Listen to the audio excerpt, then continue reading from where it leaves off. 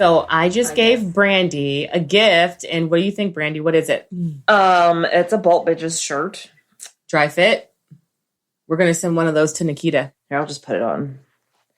I'll put it on over my tank top. Put it on. I got you on Insta right now. Sorry. This is a large? That's a large. Okay. Running kind of snug or just nice? That's cool. It's BOLP Bitches. Could you turn around for us? If I go jogging, if it's gonna keep me dry. It's gonna wick away all the moisture. Yes. All right. I love it. Maybe I'll hang it up. Hang it on the wall. Put it in a frame. Yeah. You know how they frame their jerseys? Mm-hmm. Ooh, we should do some sign some shirts with white marker, white ink, a ballpoint pen, Sharpie, or they don't have white Sharpies, do they? They should have. They have gold chalk marker or whatever. We should have a contest. For what? For a shirt. I mean, like, what kind of contest? Guys, what kind of contest do you want? Because we're recording. So what kind of contest? I don't know. Let's do a share contest. Share our episode. Let's do a contest for Insta and Twitter, 2 platforms. Okay. So for Insta. So there'll be one winner on Instagram and one on Twitter. Yes. So you don't have to do both. Right. So we'll have 2 winners because people use different platforms. And it's like, I don't fucking use Twitter. Well, I got to get on Twitter to get a shirt. Well, I got to get on Instagram. Well, you don't have to go to the store and buy it. So yeah, it's called free 99, but whatever. Anyway, so let's do a Instagram. Let's do a follow party because we are so close to 10,000. To 10,000. Yeah, right. I wish. Calm down, Sunny. We're so close to 1,000 followers on Instagram. Oh, really? So help us get there, guys. You go ahead, make sure you're following us. Follow Book of Lies podcast and tag 2 friends. And you have to follow us to be entered. And no unfollowing. I don't like that bullshit. And to win, you have to be following us and you need to tag 2 friends that would love our podcast or haven't listened to our podcast or into podcasts or into supporting women, whatever. That's how you're going to win a shirt on Instagram. It's going to go until October 31st, so until Halloween. That's when we'll announce a winner, maybe November 1st. But that's how you get it on Instagram. If you're a Twitter, you're going to share an episode. So if you're listening to this, obviously you're listening to an episode. So go ahead and share this episode and tag 2 friends. You'll be entered into the contest. And then at the end of the month, we will announce a winner for Twitter. You guys will win one of these dry fit Book of Lies podcast shirts. It says it's BOLP Bitches on the front in white font on a black dry fit shirt. And on the back, it is our logo for the apocalypse 2020. Brandi, how was your week? Oh, my week was, I don't know. I mean, I guess I survived it, so it wasn't like a total, I feel like I missed some shows. I started watching The Good Lord Bird. Have you watched it yet? The Good Lord Bird? Mm-hmm. I don't know what that is. What is that? It's the show with Ethan Hawke. He's an abolitionist, and he's going around basically killing all these white slavers.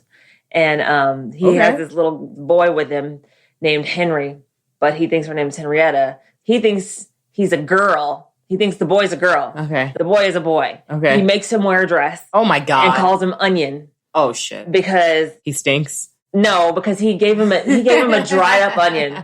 He took him from his owner, basically. His father got killed.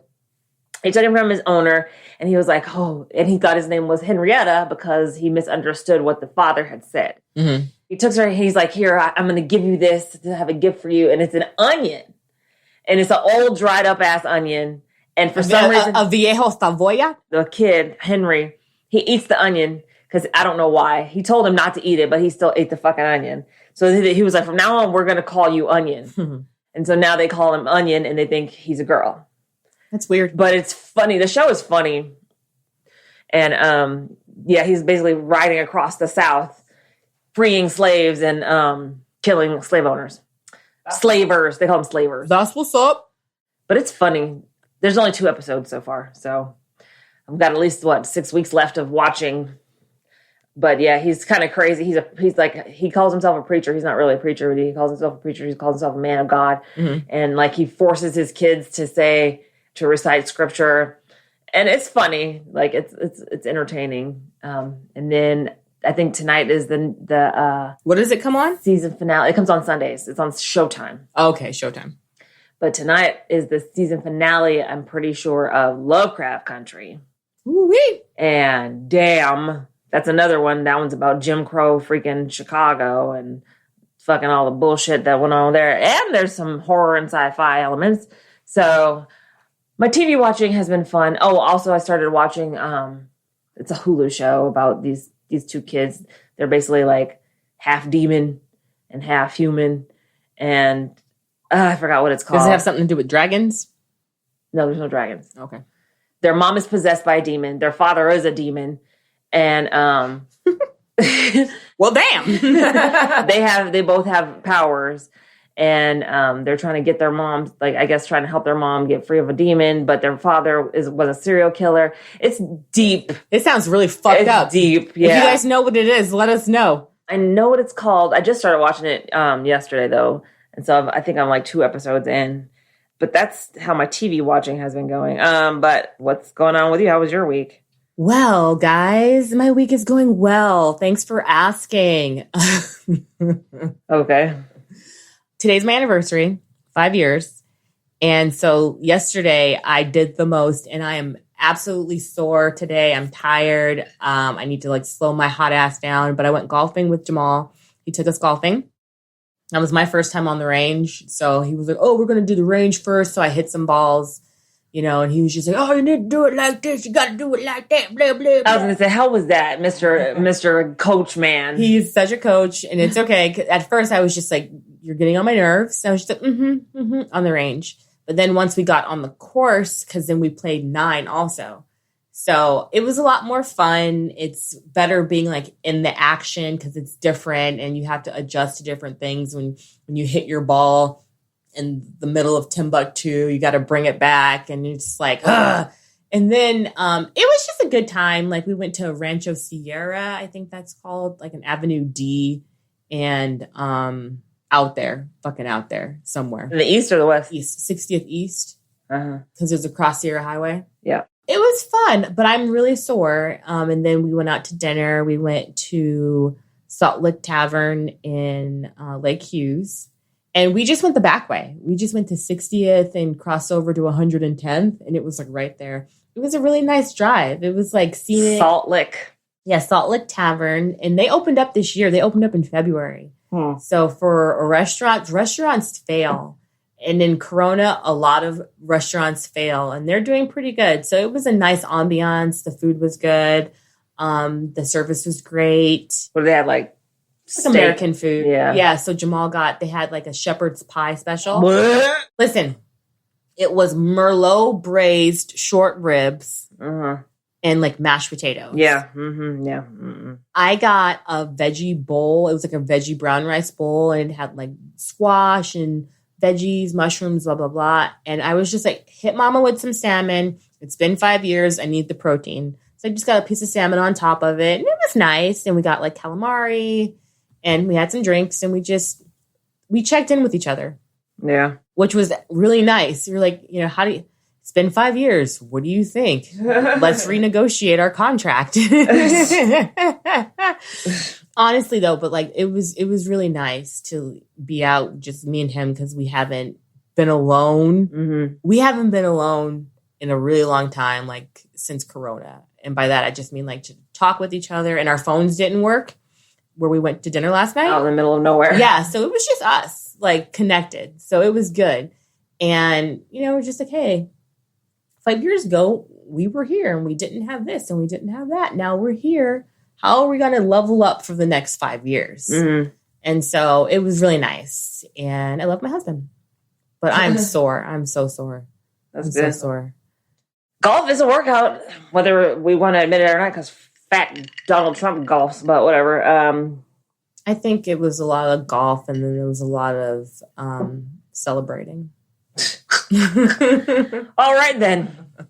Glad I was doing yoga this week. That's cool. Sorry, TMI. Anyway, hey, I'm Sunni Hepburn.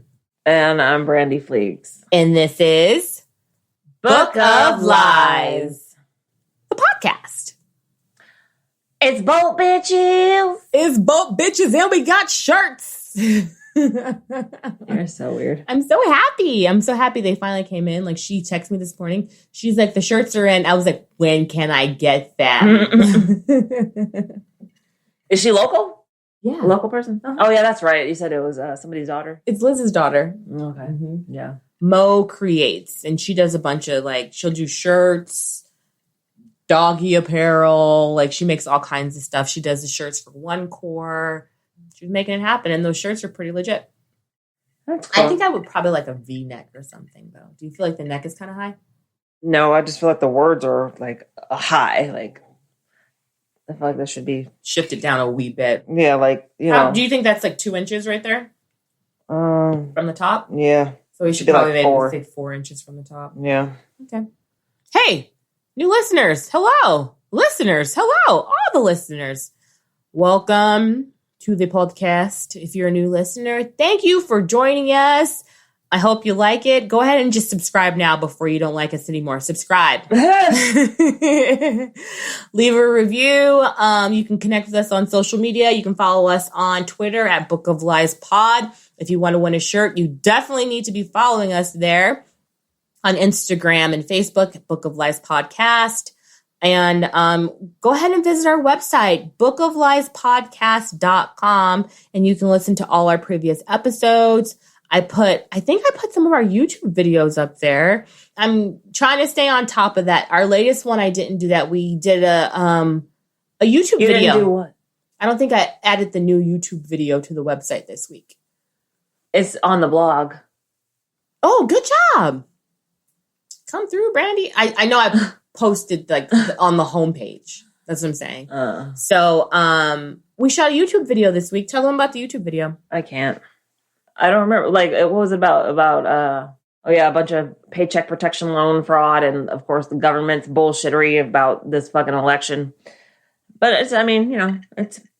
It's on the blog. If you go look at the last post on the blog, it's embedded into the blog. So there's a transcript also, and if you want to mute it and just read it or whatever, that's your choice. Your ice is clicking. Yeah. Do you guys like the sound of ice? If you like it, we'll keep it around more often. I heard the ice clinking in the glass, mama. That's divine secrets of the yo-yo system. I know. Oh, I can't wait for Kendall to say that to me. I heard the ice clinking in the glass, mama. While you're on the phone. And I'm arguing with her about her fiance. Or, I'm sorry, about her play. I feel like that movie brought Sandra Bullock back. Back from where? I feel like she had like a little, like after Speed and Demolition Man, she went underground for a little bit. Underground? She went quiet. What about that weird ass movie? Was it Forces of Nature with Ben Affleck? Yeah, that was the same time. Was that before or after? I fell asleep in that movie. It was fucking garbage. I'm sorry. Yeah, I didn't watch it. Ugh, it was a terrible movie. But back then when Speed, Demolition Man, that Forces of 90s. Nature, yeah, and even the rehab one, what was that called? 28 Days. Yeah, that was 90s. That was like either 1999 or 2000 because I remember I was dating a 40-year-old man when I was 19 at that time.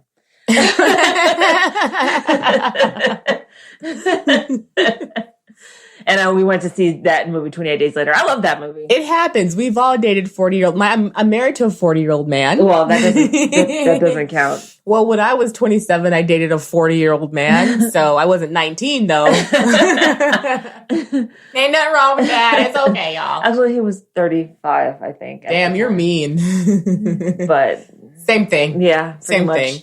But the divine secrets of the Yaya sisterhood, I feel like they were like, hey, Sandy's back. That was her resurgence. What's up, Sandy? And then we got to see what was that? The intern, the 2 weeks notice. What was that movie? Her and Ryan Reynolds. What was it called? Ryan Reynolds. Oh, The Engagement. The Engagement, yeah. Yes. That was way after, though, I think. Was it? Yeah. It's fine. Because I feel like that was around her like marriage to Jesse James. That was like the mid 2000s. Divine Secrets of the Yaya Sisterhood was like 2004.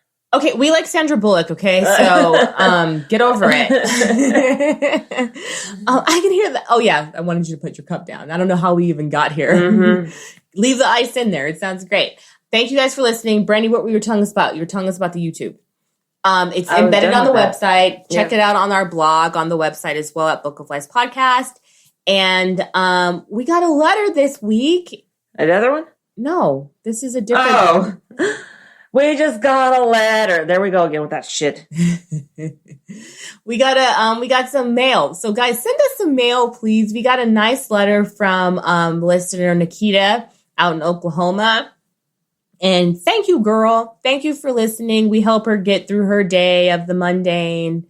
And we're her friends in her ears. And girl, we love you. So thank you so much. I love the interaction. We hope you're having a great weekend.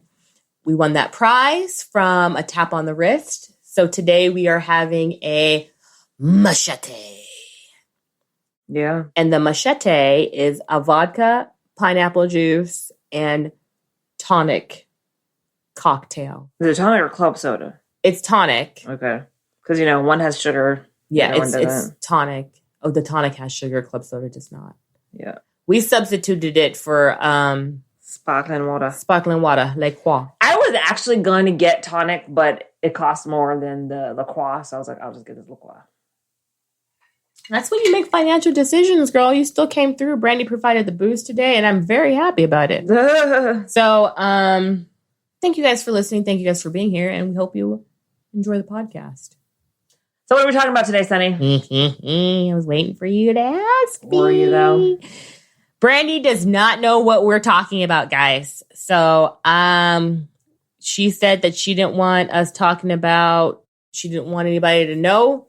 We didn't think we should know what we're covering. So I did not tell her. But you guys know what we're talking about. How do they know? Because it's in the title of the episode. Well, okay. We are talking about the Hong Kong and Shanghai Banking Corporation. Oh, shit. Also known as HSBC. Oh, those fuckers. I had some cards with them once. Listen, these motherfuckers right here, I know I had a card with them before. When I think of HSBC, I'm like, oh, I had a card with them. Great bank. That's all I think. You said great bank? In my head, I say this. I was like, fuck those guys. Oh, did they fuck you? They tried, but it didn't work out. Like with overage fees or like what? Yeah, just like they tried to stalk me over stupid shit. Oh, they're like, hey, you owe us money, give it to us. Yeah, like, you're $50. I was like, are you joking? Like $50. You guys are a fucking corporation. Shut the fuck up. You're not missing $50. They're definitely not missing $50. But guess what, guys? I went back to tried and true Netflix, Dirty Money. Oh, God. That's my jam. That's my shit. So I'm watching it. I come back, and what's the episode called? It's called Cartel Bank. Ooh. So we're going to talk about what's going on at HSBC. Yeah. Okay. So I got some sources from Netflix, Dirty Money, of course. I went to YouTube. I went to not to YouTube, just kidding. Wikipedia, The Guardian. I find stuff on the internet and I give it to you guys. So let's just talk about how this bank was founded.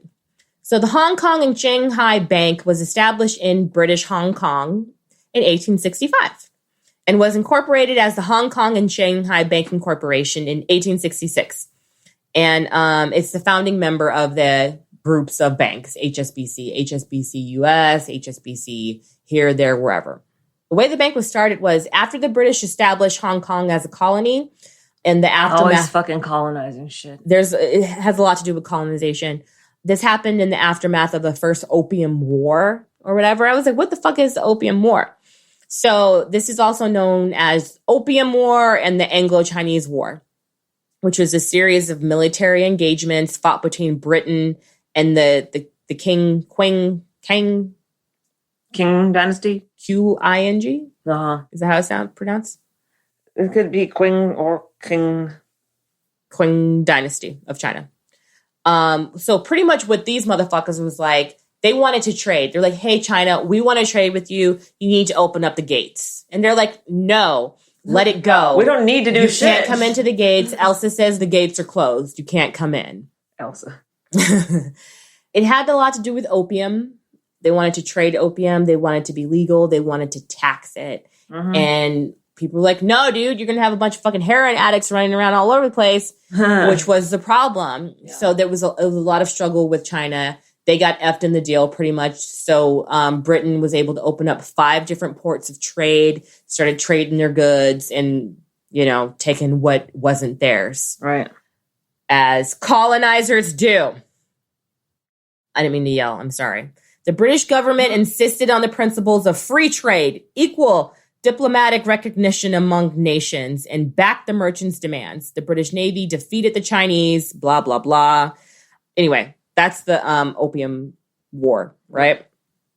So merchants from other parts of the British Empire, now in Hong Kong, felt the need for a bank to finance the growing trade. So they're like, oh, we got all this opium money and this quote-unquote trading money. We need a reliable bank to put our funds. Through opium money. Yeah, right. I got opium money. So this is all backed by opium cultivation and trading, pretty much. So they organized themselves and they formed the Hong Kong and Shanghai Bank in March of 1865. And then a month later, they opened up another branch in Shanghai. The founder was named Thomas Sutherland of the Peninsular and Oriental Steam Navigation Company. And this fool was a colonizer born in Aberdeen, Scotland in 1834. So he wanted to have a bank operating on sound Scottish banking principles, apparently. So that's how they started the bank. It pretty much, it's backed by some bullshit. So the first chief and manager was named Sir Thomas Jackson in 1876. During his 26 years in tenure, the bank became the leader in Asia. So they opened up branches and stuff like all over the place. So they opened up places in Japan, Singapore, Penang, Bangkok. Mm-hmm. You said Singapore. Sorry, Singapore. What the hell? Singapore, Penang, Japan, Bangkok, Manila, and Shanghai. Mm-hmm. So when I heard Hong Kong and the bank and stuff, I thought Asian people, but it's not. It's white people. Yeah. that are controlling this bank. And this is how they're going to get away with laundering billions of dollars for terrorist organizations, for cartel, and really fucking nasty people. And they got away with it. I'm not going to give y'all blue balls for the most part by telling you this story, but they get away with it. And it's pretty messed up. And I'm letting you guys know this right now. I have to, because I was just like, are you serious? This is how this ends? No. This is how the bank was founded. They were founded on opium money. And I think that's why they were open to doing what they did. So in both 2003 and 2010, U.S. regulators ordered HSBC to strengthen its anti-money laundering practices. So apparently they have a problem with money laundering. They have a problem with, there's this list or whatever of organizations and people that the U.S. is not allowed to do business with. And all of the people on this list are pretty much customers of HSBC. All the people on the list. Lists of companies that you should not do business with and cannot do business with, because it's like doing, they have this thing called doing business with the enemy. Uh-huh. And you're not supposed to do business with these people or move their money around because it is funding terrorism. Right. And trafficking and murder. Yeah. And they do business with these people. Apparently in Scarface, like when Scarface is Tony Montana. Tony Montana's making all that money. Yeah. And he takes it to a bank. That's the bank. Apparently that's the bank. Because they're like, oh, do business here, because they're not checking. They're not paying attention. Their regulations are very lax. So let's talk about the Dirty Money episode. So it's focused on the Mexican cartel and it's focused on Mexico in general. So HSBC purchased this bank called Bank Vital in Mexico. All the banks in Mexico are pretty much associated with Bank Vital. Not a lot of people in Mexico, but a lot of cartel members bank in Mexico.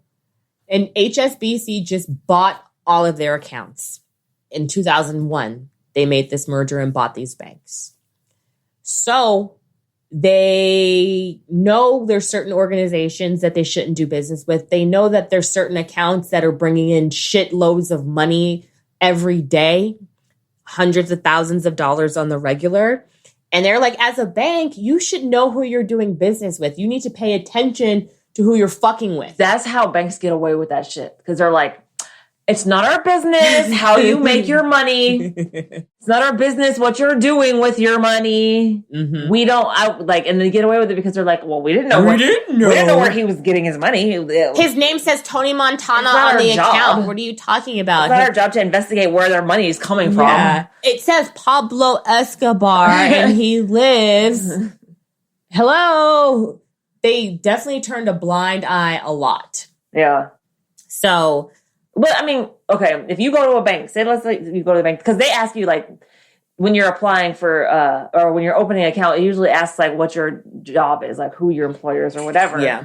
But when you're like sitting in front of a teller or a bank associate and they're asking you, because when I opened my bank account for Antelope Valley News, he asked me, he was like, oh, so is it a newspaper? Is it physical? Like, he asked me some stuff, but then like if I was a drug dealer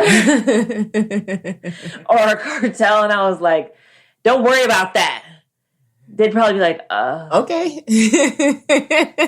It's just standard questions. Like, like how do you, if you're a drug dealer, I'm pretty sure you'd probably be like, stop asking me questions. You know what I mean? Yeah. So I don't know, maybe whatever, that it's just weird. But if you're like, you're opening a bank account with like a $50,000 deposit, that might be raise a few eyebrows. Well, what they said is, this is what happens. This is what happened was they're like, hey, dude, I'm trying to go into this. I'm going to go to this bank and I want to open up a business account and I need a loan for $300,000. They need a loan. I need a credit line of $300,000. And they're like, okay, so what kind of collateral do you have? And they're like, oh, I've got a bag of $1 million right here. I've got a bag full of $1 million to back this. And they're like, okay, sure. Sign the paperwork. So they get a bank account, they get a credit, and it's backed by this $1 million, right? So now they're like, okay, we've got a bank account, so we can start moving the money around, So they get a credit line. And then the HSBC that this is associated with is HSBC US. Because there are a bunch of branches and there are a bunch of subsidiaries of the bank. So what I'm talking about right now is HSBC US. So they're moving their murder money through the US. And they're like, it's fine. We need it. It's fine. We need the money. Murder money. It's murder money. They're like the cartel, like they're talking about I don't even want to say their names. Those people that kidnap, murder, behead. Cartel, yes. I was going to say the Juarez. The Del Nortes or something up in a different country. I'm not sure. But they had their bank accounts. And so they were just moving the money around and allowing it to circulate in, our economy. And they didn't care. They set up, hang on, let me read this. Let me actually go back to my notes. Mm-hmm. Let me take it back. Okay. So while this is going on, right, this is happening and this starts so they bought the bank in 2001 and then there was regulatory issues from like 2003 to 2010. But before this, during this, and after this, there's some fucking issues going on with HSBC. So I'm going to put a pin in this right now, and I'm just going to talk about all the other fraud scandals real briefly with this bank, because they got some fucking shit going on. They got a bad problem. They got a bad problem. So, first of all, like I said, in 2003, 2010, the U.S. regulators ordered HSBC to strengthen its anti-money laundering practices. In 2010, October, the United States OCC issued a cease and desist order requiring HSBC to strengthen multiple aspects of its anti-money laundering program, AML. They identified problems to be included a massive backlog of over 17,000 alerts identifying suspicious activity. So speaking of this... 17,000 alerts for suspicious activity. So they got this slap on the wrist and said, hey, step up your AML, your ALM, or whatever the fuck, right? They hired a bunch of fucking jabronis. They bring them into an office. Jabronis. That's what The Rock would call them. They would call him a Rudy Poo candy ass jabroni.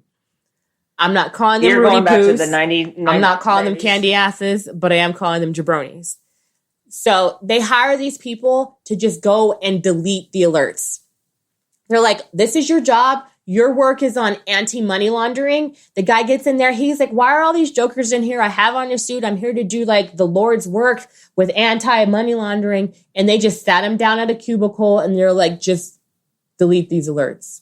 That's all you need to do. Shh. What the fuck? Keep at it. Because they had to clear the log and they had to establish a task force for anti-money laundering, right? So anti-money laundering in this case is just deleting the alerts. All right. Because they're supposed to act on the alert. They're supposed to investigate it and see what's going on. They didn't do that. So they set up a fucking ruse. They set up a distraction for us. Oh, it's working, but it's not working. They don't care, right? So this guy who talks in the Dirty Money episode, he's just like, I was like, what's going on here? These people, they don't seem like they care. You know, he was in a call center. So like he's like doing the clearing of things. And then he's got people calling yo ass for collection calls. You owe us $50. Stupid. Like in a mall somewhere, like in a shopping center. They're not even working at like a banking location. This guy was pretty hip to like not to be trusted. Banking rules and certain things that you shouldn't be doing because he probably studied up on his job. But when he got the job, he was like, has nothing to do with anything. He finds out that the bank is not supposed to be doing business with a certain list of people. Right. And the bank is doing a list with a certain bunch of people. Names that are like on the list shouldn't be banked. They're fucking customers, right? But there's something set up in the system that if the name is on the list, the transaction or the transfer, because they were transferring money, large sums of money, billions of dollars in money laundering. Mm-hmm. It's not supposed to go through if the name associated with the account says something or the transfer. Right. So they were just putting dots and dashes. A hold on it. They're putting dots and dashes between the names, between the letters, so it won't flag the system. So I would say BRAN.NDI Fleeks, and it'll go through. Because Brandi Fleeks is fraud, but BRA.NDI Fleeks is fine. That's not. It's stupid. What about people with similar names? Like there's more than one Jose Gomez in the world. Well, the certain names, they were like Middle Eastern names and things like that. Not just the name would. I saw your face. Middle Eastern names. Because those are the only people that like. No. But like they're like, if the bank account is associated with this and the name is that, don't let it happen. So you rolled your eyes at me so hard. Anyway, 17,000 alerts, right, with the names. So there was $15 billion in bulk cash transactions from the HSBC affiliates and a failure to monitor 60 trillion in annual wire transfers by customers in counties that were very risky. They don't care. They just let this money go through because they're like, because they're collecting their fees and their interest and whatever else is. I think they're like, well, someone else is going to let them do it, so we might as well just get the business. That's how they think. That's how they think, right? Yeah. Because I'm just like, why are they allowing this to happen? I understand this country's but the business is international, and they have subsidiaries in the U.S. So I think they just were like, oh well, that's a subsidiary, big deal. And they just let this shit happen. I don't get it. It's really fucked up, to be quite honest. So in July 2012, a U.S. Senate committee issued a report which stated that HSBC had been in breach of money laundering rules and had assisted Iran and North Korea to circumvent U.S. nuclear weapons sanctions. In December 2012, U.S. Attorney General Lanny Breuer suggested that the U.S. government might resist criminal prosecution of the HSBC, which could lead to the loss of banks' U.S. charter. So they're like, our goal here is not to bring HSBC down. It's not to cause a systemic effect on the economy. It's not for the people to lose thousands of jobs.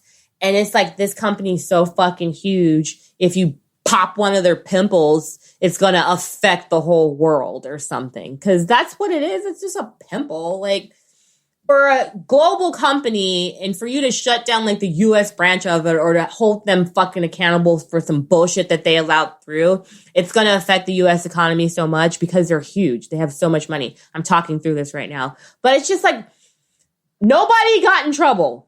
I'm mad about that. Nobody got in trouble. They paid a fee. They paid. A fine? Or they paid like, a fine. Was it a fine or were they like, oh. They paid a fine and a fee. Here's a slap on the wrist.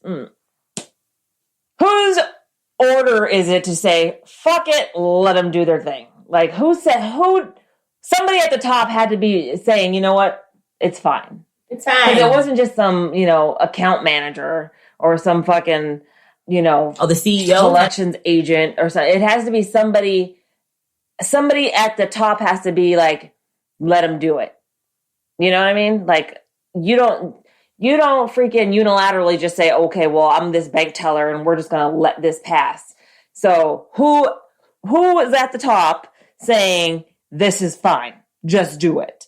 Let them do it. We need the money or whatever the case. So, from 2006 to 2010, the CEO was this person named Michael George Higgin. But the thing is, they bought that bank in 2001. This was before him. They knew all the stuff that was going on. They set up like ruses and different tunnels and put it through this way and put it through that way. Or all these alerts are just going through our inbox. Like, they set up something to be alerted, but they didn't check the mail. Do you know what I mean? They don't care. And I think it was something that has been set up that they all actively engaged in, because there was emails going back and forth between all the fucking CEOs and the heads and the lawyers and stuff. And they have documentation of it saying, hey, we're doing business with murderers. We're doing business with the cartel. We're doing business with this. We're allowing them to launder their money. Oh my gosh. And they did nothing. They weren't like, so we should probably, well, okay. Think of it like this. Please tell me how to think about it. These people, these criminals, basically, these murderers, money launderers, drug dealers, whatever, have already been doing business with you. Mm-hmm. Now, you have to say, we can no longer do business with you because of your business. Because of who you are and what you do. Who are they going to go after? Are they going to say, oh, well, okay, let's just find another bank? Or are they going to be like, no, you're going to continue doing business with us, or I'm going to find your family and kill you all? I'm sure they probably told them that. So, I mean, like, No. You were. There's like several forces at play here, but I'm just like, somebody had to okay it from jump for this to start happening, and then you can't. Once you're involved, you can't fucking stop. No, is it? Oh, your grandbaby? I remember her. These people are ruthless, and they researched the people that they're involved with. They find out their family members, where they go to school, where they work, where they live, all that scary. Stuff. Yeah, they have leverage, and they will fuck your family up because you did some minor thing. So you hit me with a fine, a $25 penalty. No, I'm not paying that. What you gonna do about it? That's basically, they're like, oh, no. Yeah, I'm not paying that. Like, what are you gonna do about it? You want your money? I know where your daughter goes to school. Oh, your wife is very pretty. Your wife is very pretty. It would be a shame if something should happen to her, I know she cooks you nice meals and she does this for you. Oh, yeah, there's a warm body to come home to at night, blah, blah, blah. Then this guy's like loosening his tie and sweating and shit, because now he's like, fuck, I'm screwed. This asshole's in my personal life. all over a fucking bank account at a bank that I work for. Like, you can't quit your job anymore. Hopefully you don't get fired because you're going to die. Dude, I'm sure a lot of intimidation happened. I'm sure like they probably, I know what happened. I know what happened. I know what happened. They get the bank, right? They're like, okay, we're going to buy this, the Vitals in Mexico. But they were doing business with other people and other, people that were doing drugs, trafficking, and things of that nature. But when they bought into Vital Bank, I'm sure they were like going through their lists of names and they're like, oh my gosh, all of these people we're not supposed to do business with.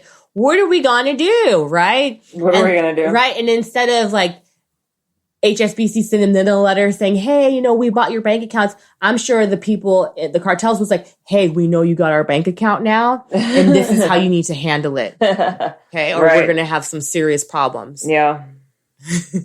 We were about to send you a letter. I don't need your letter. This is the only letter that you need. Yeah. Blackmail.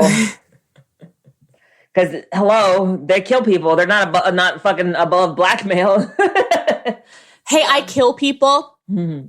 Like, did you know those bodies that like popped up with those body parts all, that were sprinkled across the fucking Sierra Nevadas or whatever? That was me. Bitch, that was me. Jeez.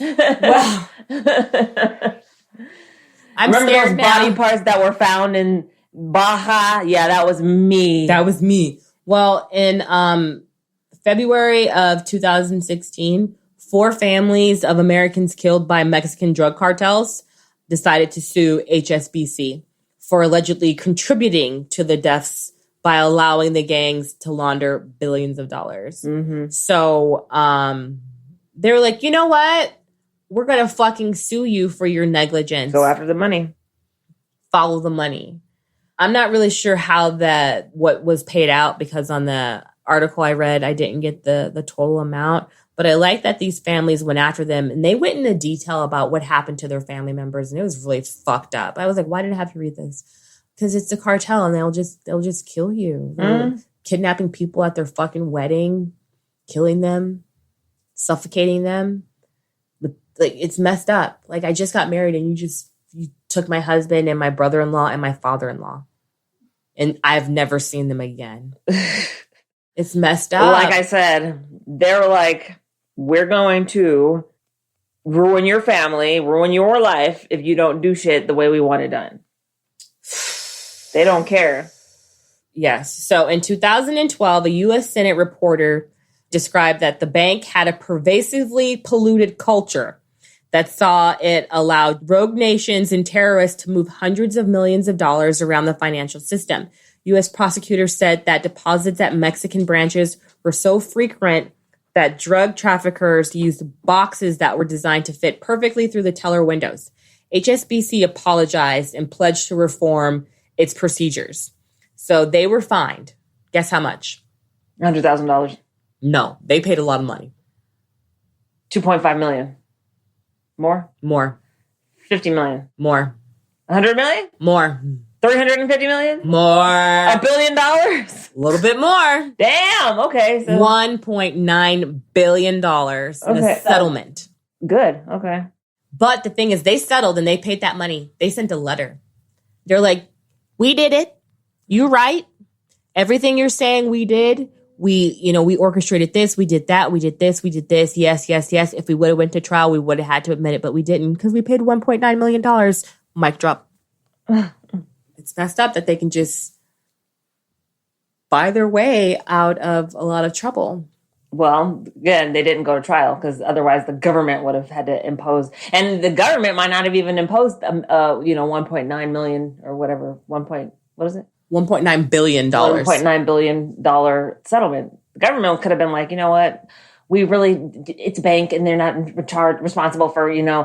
So you got to figure the government might not have been as generous as the bank was. Right. Because the bank's like, here's some money. Shut up, go away. Shut up, go away. The government would have been like, shut up, go away, and you don't get any money. You know what I mean? Yeah. Or it could have been. Or the government would be like, yeah, you guys are responsible for all this shit. You need to shut the fuck down. shut it down. Yeah. So, I mean. And that's what they didn't want to do. They didn't want to shut it down because thousands of jobs and the economy would have been affected for people to have been laundering billions of dollars. No. It's fucked up. And then there was this other fucking fraud case with HSBC, the same motherfuckers, something totally different. These dudes, and I say dudes, there's this thing called the Forex scandal, foreign exchange scandal. Have you heard of that? Mm-hmm. It's the financial scandal that involves the revelation that banks colluded for at least a decade to manipulate the stock exchange rates for their own financial gain. These motherfuckers got found out in a chat room because they were talking all kinds of shit in a chat room. And that's how they got found out. Maybe we'll talk about that on a different episode, but they got found out in the fucking chat room talking so much. Because their names were like the cartel and the mafia and shit like that. Trillions of dollars were affected in that scandal. Wow. Yeah, so that's insane. And they just paid their way out of it. So fucking sue them. Like, if you know anybody or your family or anybody has been affected by violence, you know what I'm saying? From, cartel and trafficking and people that banked with HSBC, sue them and get your money, because it looks like they're willing to write a check to somebody to shut up. Seriously. Seriously. It's fucked up. I'm sorry I'm laughing about it. I can only laugh at the pain, Yeah, no, it's fucked up. It's wrong because banks have way too much fucking power. They really do. Yeah. They have way too much power. And it's all money. Like, that's all it is money. Money. Money, money, money. Well, Brandi? I'm going to start a bank. Yeah, let's do that. Do you have a thumbs up for the week? Let's see. My thumbs up for my new roller skates arrived, so I'm going to be on those this week. I got a ring light finally. So. Oh, is that you got it from Amazon? Okay. I got it. It's a. Tell me about your haul, girl. Tell me about your Amazon Prime haul. Well, it wasn't really a Prime haul. That was the only thing I ordered for the skates and a ring. I didn't order the skates during the thing because the skates weren't part of the Prime Days deal. It was just they were just. Did you order it the same day? No. Okay. And then I got a new computer. So actually, I got that from like Amazon's refurbished store. They have like a refurbished store, which is like I think one of Amazon's best kept secrets. I got a freaking MacBook Air for $500. Oh. It's like an $1,800 computer. Actually, no, that one's like a $1,000 computer for $500, like $490 something, and then tax and whatever. And it's 8 gigabytes and 500 gigabytes of storage. So I'm like excited because the last time I had a MacBook was when Gracie was a baby, and then she poured my coffee in it and ruined my shit. And my life has not been the same since. Well, you're 40 and fabulous, and you're getting a MacBook. You got some skates, and so I guess that's my thumbs up. What's your thumbs up for the week? We got shirts. I'm excited about that. I'm gonna wear my shirt everywhere. I'm gonna wear my shirt everywhere. This week, today when this episode drops is Beauty's. Is it called it's not their rainbow birthday. What birthday is it? It's like when they get adopted. I have no idea. It's a particular term. Let me see. But today, it's been 12 years since I've had Beauty. I adopted her. So I decided to actually celebrate the day, and that is today. And I can't give her junk, but I want to give her something. Give her some treats. Dude, I can barely get out of the house with the treats. Like, when I make them, I have to bag them up and get them out very quickly, because then they look at me and they're like, we want some treats too. And I'm like, okay, here you guys go. But they're for someone else. Sorry. All right. Other than that, I've been watching Girlfriends on Netflix. I missed Girlfriends. The show. I loved it. Like, Tony Childs was the worst friend ever, but I liked her. I think, like, when I was in college, I was embracing Tony Childs a little bit for some reason. I'm not sure why. I didn't even watch it. Like, I would watch it. If Mom was watching it, I would watch it with her, but, like, I didn't watch it, like, regularly. I can't tell you, like, what the characters' names are other than Joan and Tony Childs. And Maya and Lynn. Yeah. And William? Nope. Tony Childs and Joan. Those are the two names that I know. Yeah. And then, yeah, I just remember the one episode that I do remember, though, was when Tony was dating that white dude, and she was like, "This is a weave." Yeah. She's like, "You can't go pulling on it." Yeah. That's all I remember. And then he's like, "My girlfriend has a weave!" On the news! Fucking bitch! Oh my God, I remember that one. That's the only I've episode been enjoying reliving it, and I'm just like, ooh, this humor is not appropriate for children. So that's been fun. I've been actually watching that, like, the past couple of weeks. And I just watch it at night and fall asleep to girlfriends, kind of like Friends, since they took Friends off of Netflix. They took fucking Daria off of Hulu. You pissed, huh? You want to fight somebody? I was like, because I watched Daria go to sleep. Like, yeah. Actually, I still have Daria on VHS, which is really hilarious. I have Friends on DVD. That I used to record off the TV. Oh, you're sick. How do you watch it? How do you watch it? I don't. Throw it away. Shut up! What's wrong with you? Does anybody want to buy Brandi's? Do you want to sell it? Your VHS collection? It's not a collection. It's just a tape of Daria. When she used to come on with the cartoons that they would show like at night on MTV. Yeah, it was called oh my gosh, what was it called? The MTV something. And so like it was Daria, and then like the Head and the Max. And then like some other weird ass cartoons that Beavis and Butthead, Aeon Flux. Aeon Flux, Aeon Flux. I think was around that time too. But Aeon Flux was just, like, they only had 2 seasons. I actually have that on DVD too. Throw it away. Why would I throw away DVDs? I'm just kidding. On DVD. Okay. Uh-huh. You know how you hear something but you don't hear it? Like, I heard you say it, but I didn't really hear the format that it was on. I was thinking VHS. But again, why would I throw that away? Why would I throw that away? It's all disintegrating. And no, you put it in and the fucking VHS eats it up. That was a problem back when we used to watch the VHSs.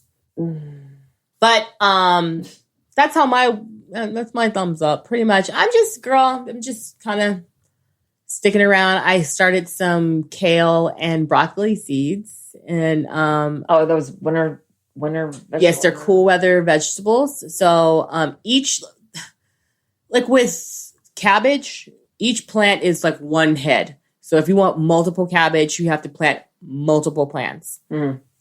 Like with leafy greens, a couple plants, you're good, and it'll keep producing for you as long as you practice sustainable gardening.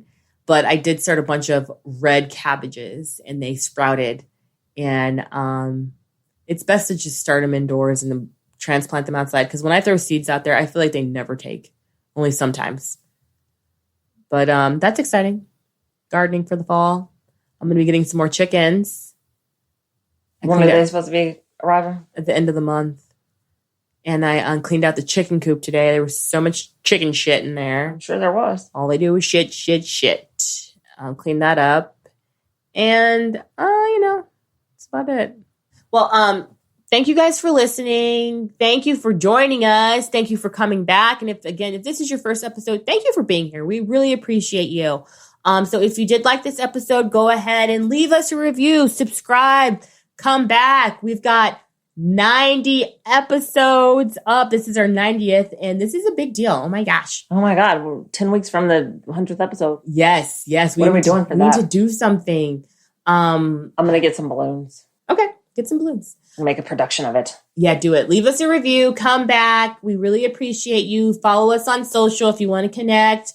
And on Twitter at Book of Lies Pod, on Instagram and Facebook at Book of Lies Podcast. Always visit our website at bookofliespodcast.com. And I'm Sunni Hepburn. And I'm Brandi Fleeks. And this was Book of Lies. The podcast. BOLP, bitches!